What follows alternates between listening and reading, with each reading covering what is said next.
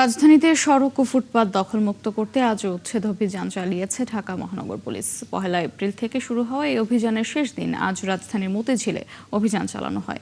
অভিযানে সড়ক ও ফুটপাত দখল করে গড়ে ওঠা বিভিন্ন অবৈধ দোকান, রেস্টুরেন্ট, ওয়ার্কশপ ও চায়ের স্টল তুলে দেওয়া হয়। অর্থদণ্ড দেওয়া হয় রাস্তার উপর বসানো ফলের দোকান সহ অবৈধভাবে পার্ক করা যানবাহনকে। অভিযান চলাকালে উচ্ছেদ করা দোকানের আসবাবপত্র জব্দ ও দখলমুক্ত করা হয় পথচারীদের চলাচলের ফুটপাত।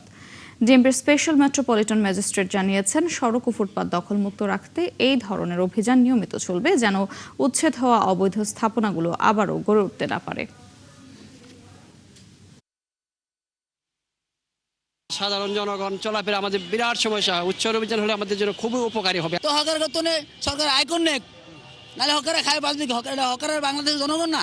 এ পর্যন্ত প্রায় 1 ট্রাকের মতো মাল আমরা জব্দ করেছি এবং একজনকে জরিমানা করেছি। আর আমাদের অভিযান মূলত মেইন রোড এবং ফুটপাতে অবৈধ দখলদারীদের বিরুদ্ধে।